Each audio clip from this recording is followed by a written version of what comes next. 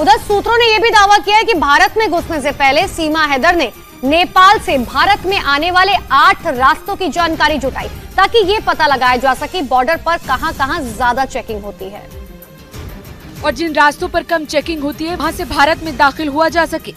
खुफिया सूत्रों के मुताबिक सीमा हैदर ने सुनौली, बनबसा, रक्सौल, सिद्धार्थनगर, सीतामढ़ी, कांकड़ा भिट्टा, जोगबनी और सिलीगुड़ी बॉर्डर की जानकारी जुटाई और वो सुनौली या रक्सौल बॉर्डर से भारत में दाखिल होना चाहती थी, लेकिन किसी ने उसे बताया कि वहां से जाना खतरनाक हो सकता है, क्योंकि ये बॉर्डर ऐसे हैं जहां पर भारत और नेपाल के नागरिक ही जा सकते हैं और किसी को यहां पर तीसरे देश के नागरिक को बिना वीजा के प्रवेश नहीं मिलता है। सूत्रों के मुताबिक इसलिए सीमा ने सिद्धार्थनगर बॉर्डर को चुना क्योंकि उसके किसी जानकार ने बताया कि वहां नेपाल से आने वाले बाकी रास्तों के मुकाबले कम चेकिंग होती है। उधर पाकिस्तान से आई सीमा हैदर के मामले में यूपी एटीएस ने उत्तर प्रदेश के बुलंदशहर से 2 भाइयों को हिरासत में ले लिया। उन दोनों पर सीमा हैदर और सचिन मीणा के आधार कार्ड समेत दूसरे दस्तावेजों से छेड़छाड़ के आरोप लगे, जिसके बाद यूपी एटीएस पुष्पेंद्र मीणा और पवन मीणा नाम के 2 भाइयों को पकड़ लिया।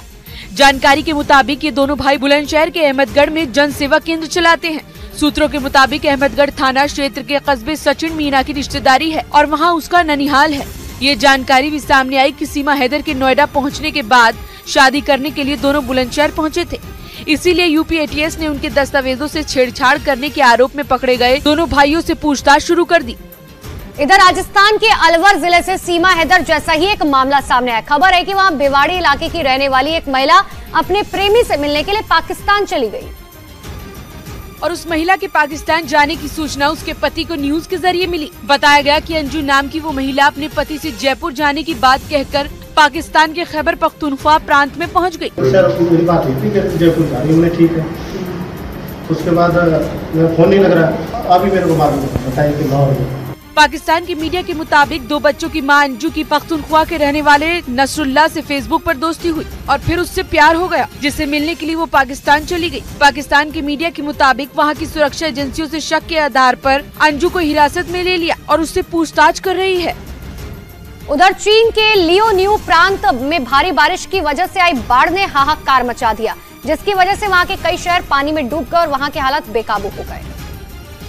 क्योंकि चीन में भारी बारिश के बाद बाढ़ ने ऐसा कोहराम मचाया कि हर तरफ तबाही का मंजर नजर आने लगा। वहां से जो तस्वीरें सामने आई उनमें वहां की सड़कें ऐसी दिखी कि मानो सुनामी के बाद समंदर का पानी शहर में घुस गया हो।